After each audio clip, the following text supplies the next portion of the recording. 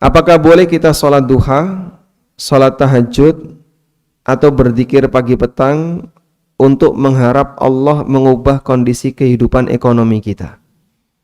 Apakah ini salah satu ciri kita cinta dunia? Tayyib. Ketika seorang hamba itu beribadah dan dia mengharapkan dunia, itu ada dua keadaan. Yang pertama, dia niatkan ibadahnya itu untuk tujuan dunia. Sehingga mulai berangkat saat dia beribadah, murni niatnya untuk tujuan dunia. Tujuan dunia yang dimaksud adalah dia niatkan ibadahnya biar semakin menambah rizki. Misalnya, ada seorang ibu yang ingin anaknya sukses. Agar anaknya sukses, ibu ini berpuasa. Ibu ini rajin tahajud. Lalu dia bilang ke anaknya, kamu itu selalu didukung oleh ibu biar kamu sukses. Ibu sudah puasa, sudah tahajud biar kamu ini sukses. Maka bisa jadi ibadah sang ibu ini murni untuk tujuan dunia, untuk kesuksesan anaknya. Orang Jawa menyebut direwangi poso, direwangi tahajud untuk dukung anak.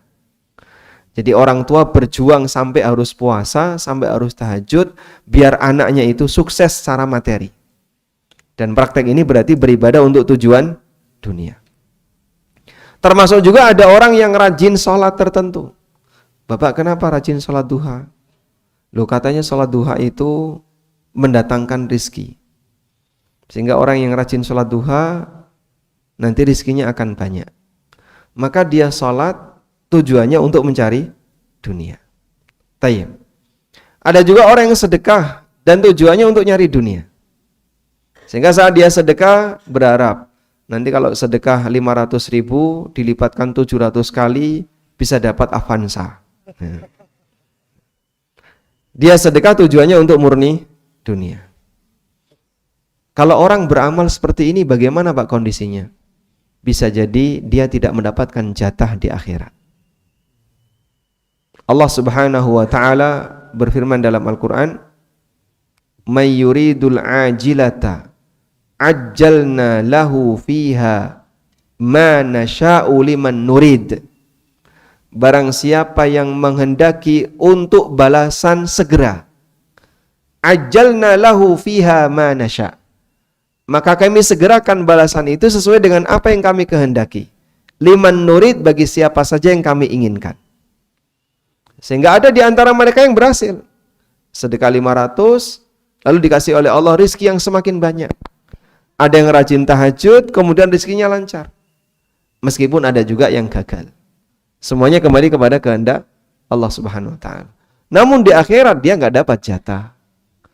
Karena ibadahnya telah dihabiskan untuk tujuan dunia. Ya?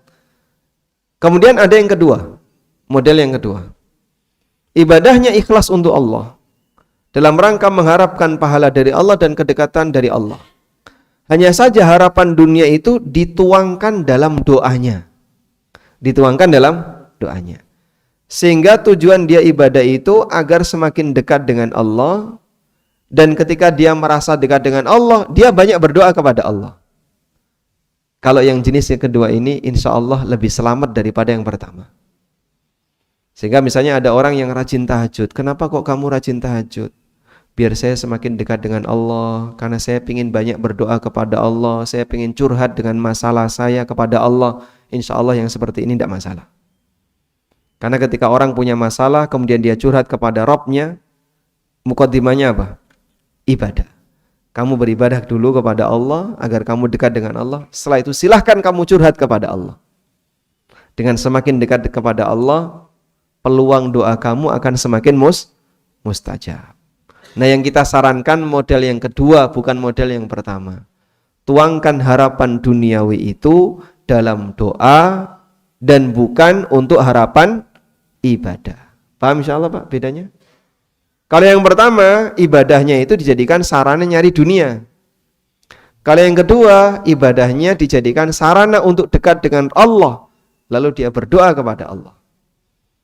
Sehingga keinginan dia agar utangnya cepat lunas, agar rezekinya lancar, kondisi ekonominya berubah, itu dituangkan dalam doa dia, bukan dijadikan sebagai harapan balasan ibadahnya.